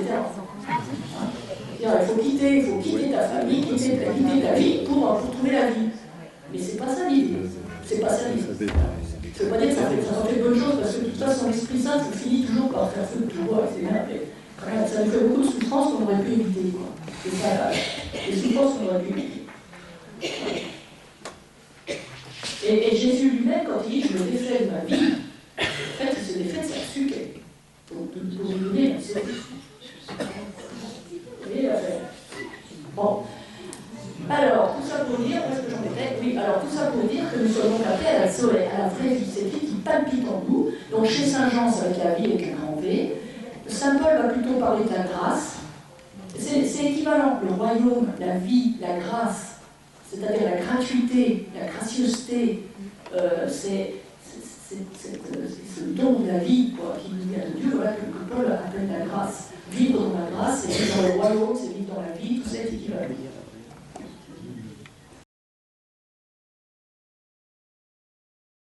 À travers plusieurs jeunes qui se mettent d'accord sur un objectif commun. Bien sûr. Bien sûr. Et on ne peut pas faire des choses tout seul. On ne peut pas. Et on peut faire des choses seul, mais pour faire avancer les choses bibliques de manière plus collective, plus commune, il faut qu'on soit plusieurs. Et c'est ce qui nous réunit, c'est les points communs et l'objectif commun, qui est peut-être momentané. Une fois qu'il est atteint, on se sépare peut-être, et on se relie à d'autres pour d'autres objectifs. Là, c'est ça aussi qui bouge un petit peu par rapport aux autres décennies, où on était plus embarqué à travers des partis politiques, des syndicats, etc., où là, on se dit, bon, on est plus ou moins d'accord, enfin, on suit, quoi. Ça marche plus vraiment, parce que certains ont senti qu'ils étaient déportés là où ils ne voulaient pas aller. C'est pour ça, hein, y a pas de... les gens ne sont pas pires qu'avant, hein, simplement ils sont peut-être plus lucides aussi. Notre démocratie, au fur et à mesure qu'elle avance, on devient plus lucide et plus exigeant. On ne fait plus confiance aveuglément à nos chefs de parti ou de syndicats, etc. On a besoin d'avoir des retours et tout, et donc on est en train de tâtonner en ce moment-là. C'est bon signe qu'on tâtonne, je ne dis pas que c'est confortable, mais on est en train de tâtonner pour savoir comment est-ce qu'on peut avancer collectivement tout en n'étant pas embrigadé dans des lignes idéologiques de droite ou de gauche. Et on a du mal, hein, parce qu'on invente les choses. Il ne faut pas oublier, tout à l'heure je faisais référence à notre nation multicolore, multiconfessionnelle, comme ça. Moi j'admire, moi je fais partie des gens, je défends mon pays. Hein. Voilà, c'est comme ça. Je sais qu'il y a plein de marges de progression, qu'il n'a pas raison sur tout, etc. On est d'accord là-dessus. Jusqu'à preuve du contraire, il attire plus de monde qu'il n'en fait partie. Et il y a quelque chose qui nous honore tous, hein, c'est qu'on a mis la barre super haut. On a dit, on va faire une nation avec toutes ces différences-là. Et notre nation, on veut que tous les citoyens de cette nation, quelle que soit leur couleur de peau, leur origine, ceci, de là, aient les mêmes droits, et les mêmes devoirs, et le même cursus scolaire, etc. Alors, je ne dis pas qu'on y arrive, je ne dis pas qu'il n'y a pas des choses dans la mise en œuvre qu'il faudrait très nettement faire progresser. Je suis d'accord avec ça. Mais l'idéal, quand même, il faut quand même reconnaître qu'on n'a jamais, dans l'histoire, vécu un truc pareil. Donc, et là, on a mis la barre vachement haut. On a déjà commencé, hein, au XVIIe et XVIIIe siècle, non sans mal, à dire, bon, protestants, catholiques, allez, un même pays, un royaume, deux confessions chrétiennes. C'était déjà un premier pas.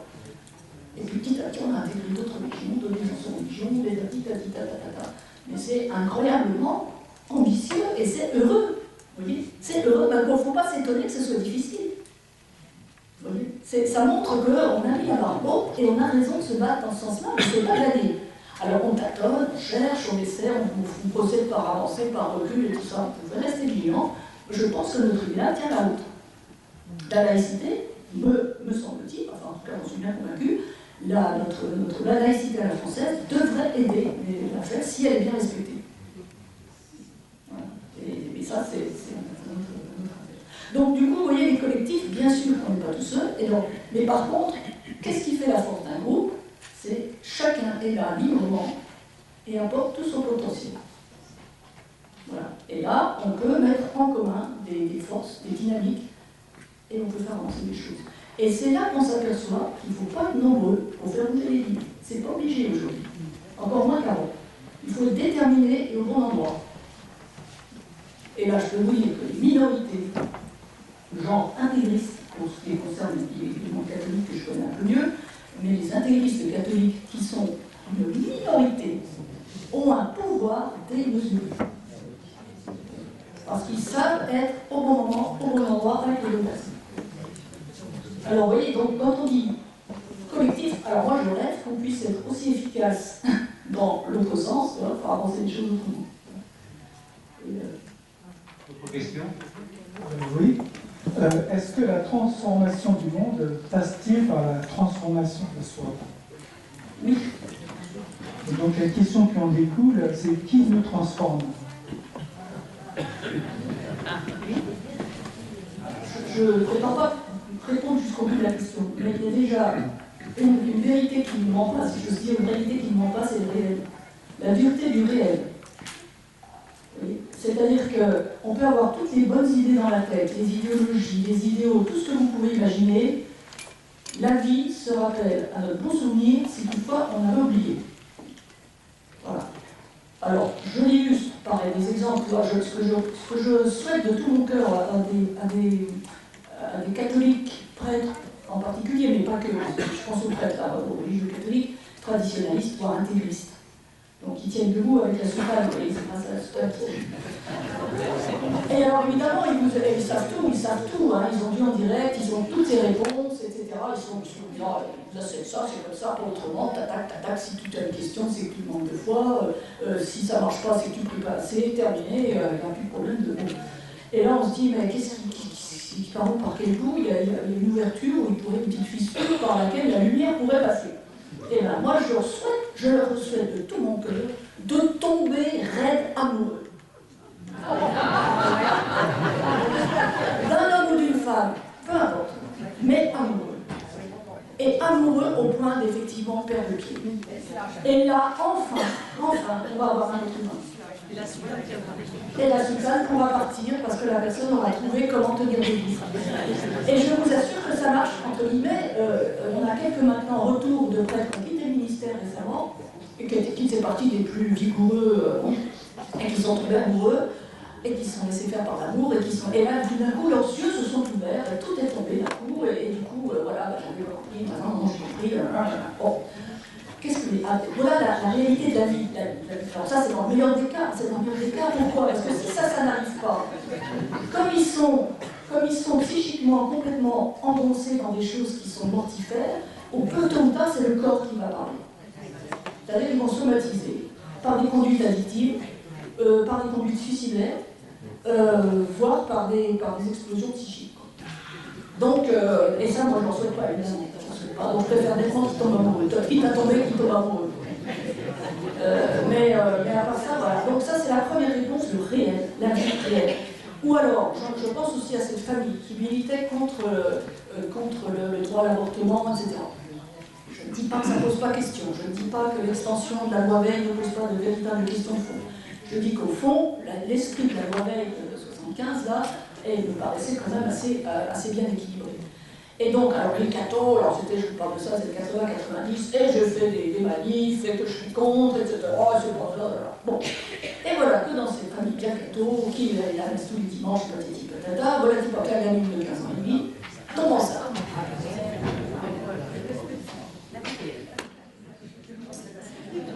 L'Esprit Saint est toujours impliqué dans une grossesse.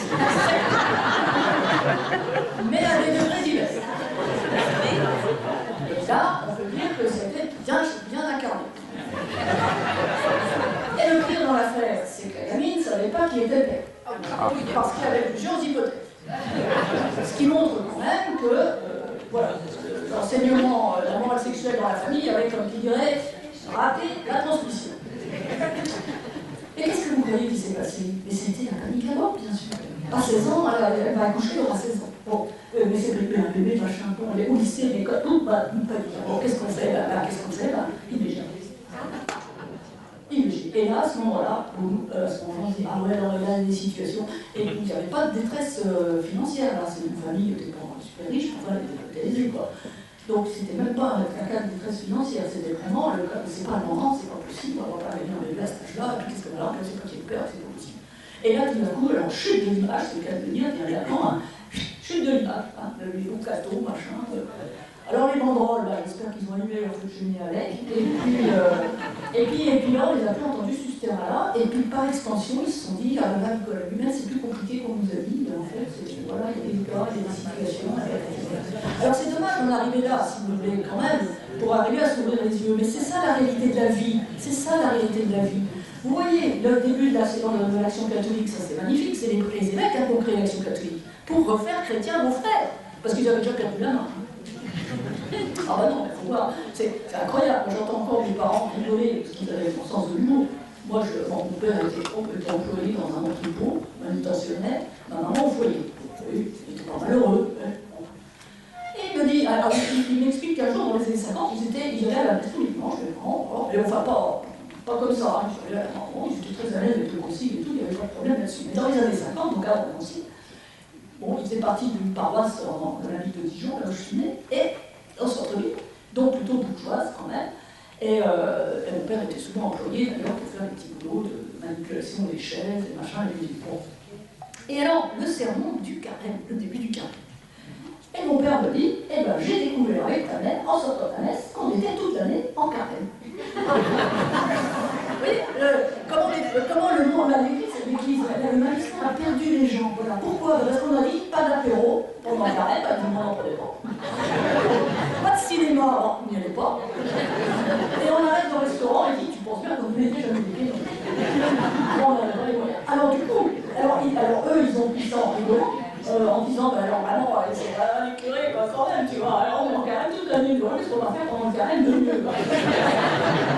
Mais il n'y avait pas de parole que ça, voilà, bon, déjà le principe du carême, on peut en discuter, mais enfin, en tout cas, là-dessus, voilà, alors, mon père et ma mère, ils ont pris ça en rigolant, parce que leur foi était, avec au-delà de ça, ils n'ont rien à faire, mais combien d'ouvriers ont dit, bon, bah, si c'est ça, c'est bon, ça ne nous concerne pas, on n'est pas concerné par ce qui se passe, là, on n'est pas, c'est pas pour nous, donc, on se retrouve entre deux guerres, les évêques, quand les gens l'avaient vu, les baisses de courbes d'entrée dans les séminaires et tout ça, ça commence à baisser sérieusement. Hein. C'est pour ça qu'on a dit, oulala, il y a des milieux qu'on a perdu de vue, on a demandé aux braves laïcs là, d'aller au combat. Refaire chrétien nos frères, on a entendu tout à l'heure le cantique, super, hein, on va leur transmettre la lumière hein, pour leur donner la flamme. Oui, bah, l'église s'est cramée, quoi. Parce que quoi? Ben parce que vous n'êtes pas idiots.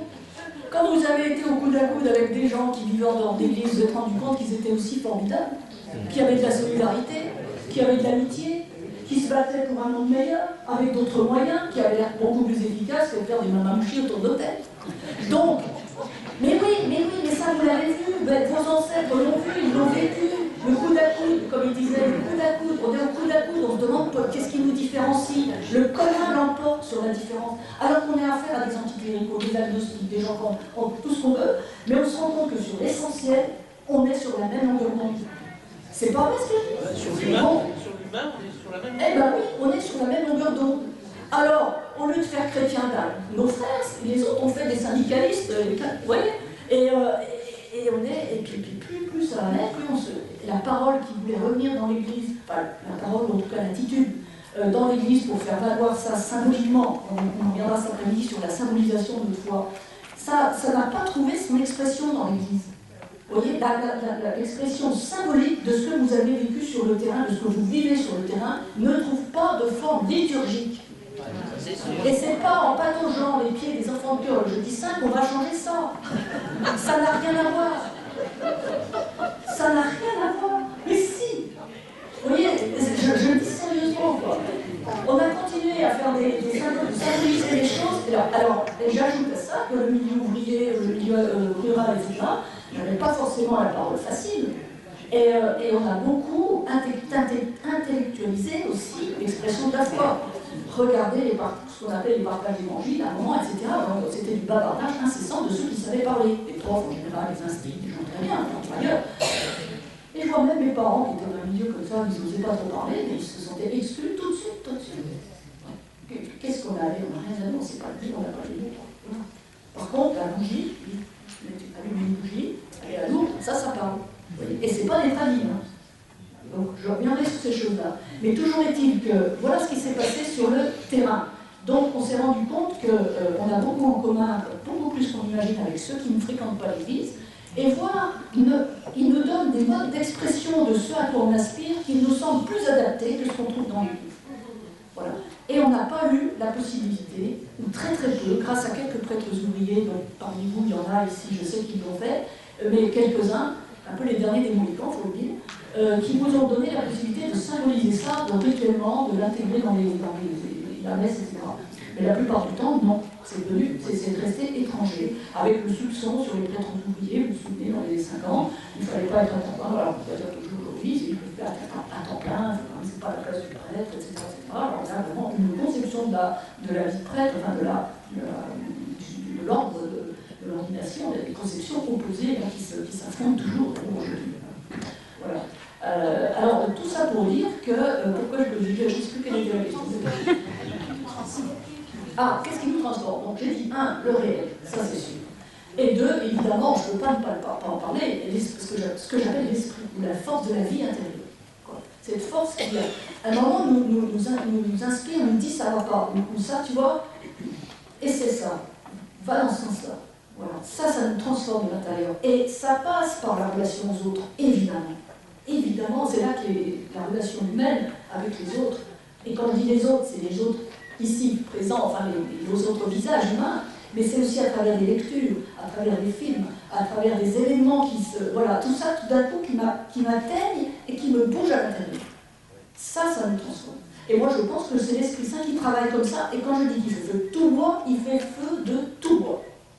Et parfois, c'est par le monde, mais des trucs, mais... Moi, il m'est arrivé de lire des livres qui n'ont rien à voir avec la foi, rien à voir avec la... Et je lis un paragraphe, et tout d'un coup, je me dis, mais c'est lumineux, ça. C'est lumineux pour ma foi. Alors que ça n'a rien à voir avec la foi. Je me suis surprise en train de lire 4 fois le paragraphe. Oh, mais c'est fou, ça m'éclaire d'un coup sur ma vie, ça. D'un coup. 3-4 phrases d'un roman banal, qui n'avait aucun intérêt par ailleurs. Il y a ça. C'est un moment où ça me transforme. Alors l'Esprit Saint travaille à travers les autres, à travers les événements, à travers ce qu'on vit, ce qu'on éprouve, etc. À nous d'être éveillés, à nous d'être attentifs à ce qui se passe. À nous de ne pas nous mentir. Voilà. Il y a un moment, on sent une lassitude des réunions le soir qui n'en finissent pas. Il y a un moment, c'est trop. Alors de temps en temps, on a un coup de mou, ça peut arriver. Mais quand on sent que ça dure, qu'on sent avec avec appréhension, arriver à la prochaine réunion, alors je me fatigue, il faut se réinterroger. Est-ce que je suis bien à ma place? Est-ce que c'est bien ça, vers ça que je suis appelée? Est-ce que je ne suis pas en train de me disperser pour rien, en pure perte, au bon sens du terme? Il faut vraiment se poser la question. Parce que ça se ressent surtout, cette lassitude. Les petits-enfants qui viennent, ils ne vous sentent pas disponibles, je ne sais pas quoi, les enfants, les choses que vous faites à droite à gauche, vous n'y êtes pas, en fait. Alors que c'est là qu'on vous attend.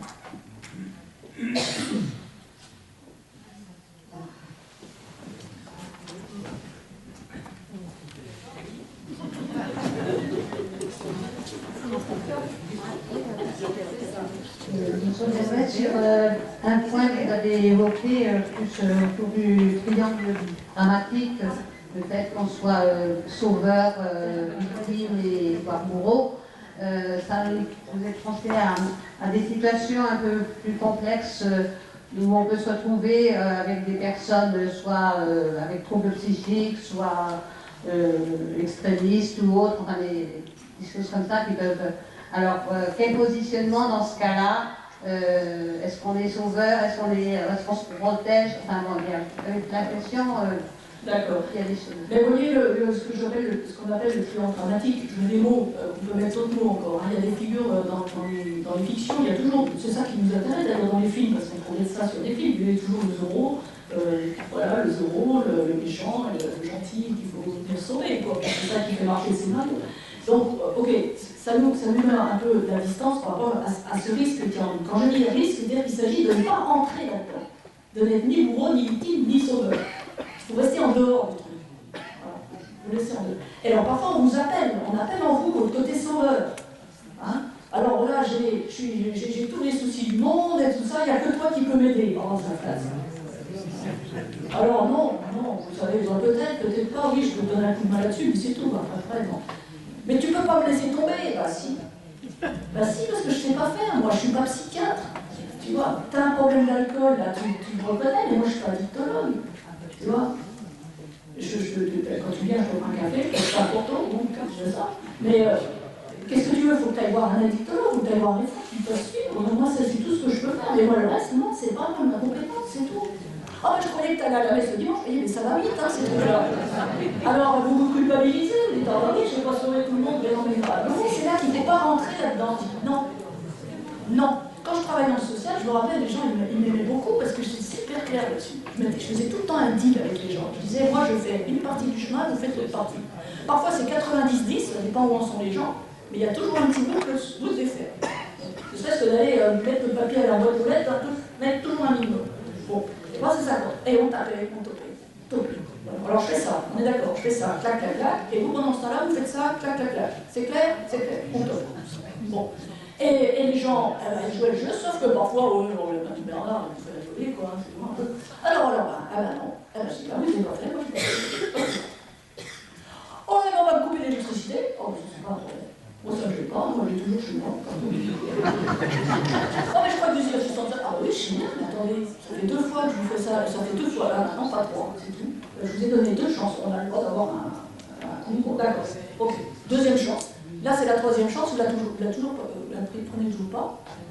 Alors, évidemment, je m'étais bien renseigné, je savais qu'il y avait encore un peu de chauffage, ça, les enfants n'étaient pas dans la mer. Bon, ok. Mais l'adulte, là, en face, capable. Ah non, j'ai dit non, moi, je m'en prends. On va regarder le téléphone et tout. Quand vous serez calmé, alors, il finissait par se calmer. Et puis, je le voyais arriver 10 minutes après. Bon, excuse-moi, mais là, je suis un peu énervé. Donc, maintenant, on repart sur une nouvelle base. Et on avançait comme ça. Des parents, pareil, les gamins sortis de l'école, expulsés de l'école, tout ça, les gamins, 16 ans et demi, 17 ans, 3 fois, 4 fois de suite, expulsés des écoles, et voilà, il faut trouver, je vous appelle pour trouver une école pour mon gamin. Je dis, pourquoi est-ce qu'il a été expulsé? Je ne sais pas, dit le père. Je dis, comment ça, vous ne savez pas? Renseignez-vous. Bon, et puis elle dit, non, je vous envoie le gamin. Je dis, si vous ne venez pas avec, moi je ne reçois pas le gamin. Bon, et ben, ça a été solide, hein. Je peux vous assurer que j'ai tenu, hein. Si vous êtes le père, hein, c'est pas moi le père. Bon, donc c'est vous le père, vous faites le bon père. Vous savez pourquoi votre gamin est expulsé. Deuxièmement, vous savez ce qu'il doit faire. Et troisièmement, vous veillez au gamin. Parce que sinon, moi je fais rien. Alors pareil, et je tempête, et je gueule, et je râle, et ouais, puis vous me prenez, comment vous me parlez, vous êtes raciste. Je suis raciste, oui, évidemment, comme tous les Français sont en train de me dire que je m'occupe que des immigrés. Les immigrés me disent que je suis raciste, tout va bien. Donc je dis non. Et je tiens. Et ben, le type, je veux dire, il en pleurait quand je suis partie de mon secteur quelques mois plus tard, il en pleurait de me repartir. Il m'a dit, oh là, j'avais mis un bon boulot. Alors évidemment, non mais vous voyez, c'est une manière de ne pas rentrer dans le jeu, de dire, moi je ne suis pas chargé de votre boulot, moi je fais ma part, vous faites votre part, je continue d'affirmer haut et fort votre dignité d'être humain capable de prendre des décisions. Et s'il s'agit de mettre une lettre à la boîte, ou bien pour certains SDF, je me rappelle, me disent, c'était qu'ils n'avaient pas une douche, au secours catholique ou je ne sais pas où, vous prenez une douche, je m'occupe du reste. Et bien c'était déjà un combat. Mais on y arrivait. Voilà, vous prenez votre douche. C'est tout. Moi, je fais rien d'autre. Si tant que vous n'êtes pas propre, je fais rien. Là, vous sentez mauvais, c'est pas vrai. Alors voilà. Et là, on a dit, ouais, c'est pas de ma faute, je ne peux pas me laver. J'ai un bon douche. Putain, ça fait 3 semaines que je vous dis d'y aller. Ah, bon, alors, je ne peux pas y aller. Et alors là, mais la dignité des gens, ça se défend comme ça. Et on ne rentre pas, je ne suis pas sauveur, je ne suis pas victime, je n'attends pas de remerciements. Voilà, donc je ne vais pas me retourner vers les gens en disant ouais, ils ne sont pas gentils, gna gna gna. Ce que je donne, je le donne, je ne veux pas de retour. Le retour, ça, c'est un bénéfice collatéral, mais c'est pas dans le deal, quoi.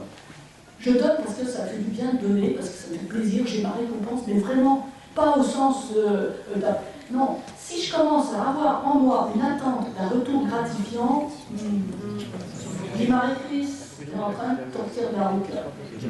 Voilà. Tu fais les choses parce que tu aimes.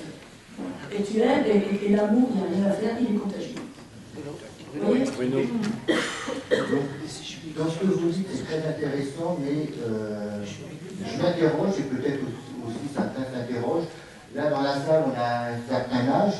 On a tous commencé, la plupart ont dû commencer quand ils avaient 14-15 ans par la JOC, donc il y a une certaine fidélité. On tient beaucoup à ce qu'on a vécu, à ce qu'on... la JOC, ça nous a permis de retrouver notre dignité, ça nous a permis de lutter avec d'autres, ça nous a permis de découvrir le Christ, la résurrection, ça nous a permis d'obtenir de choses extraordinaires. Après, on s'est engagé dans les syndicats, on a obtenu des choses, on est en ACO, ça nous apporte des trucs extraordinaires. On est dans un collectif, on est dans le nous. Moi, je sais que j'accompagne une équipe de personnes en situation de handicap où ils découvrent, voilà, c'est extraordinaire, on est heureux, on est bien. Est-ce que c'est du sacrifice ou pas, ou est-ce qu'on veut sauver la CO, la JOC? Je ne sais pas, mais on y tient parce que ça nous a permis, et ça a permis à d'autres de retrouver dignité, de lutter. Et j'ai l'impression dans ce que vous dites qu'on oublie souvent le nous et que vous voulez tout jeter à l'extérieur. C'est-à-dire que quand on est en entreprise, qu'aujourd'hui il n'y a plus de syndicats, les gens ils ne parlent plus de syndicats.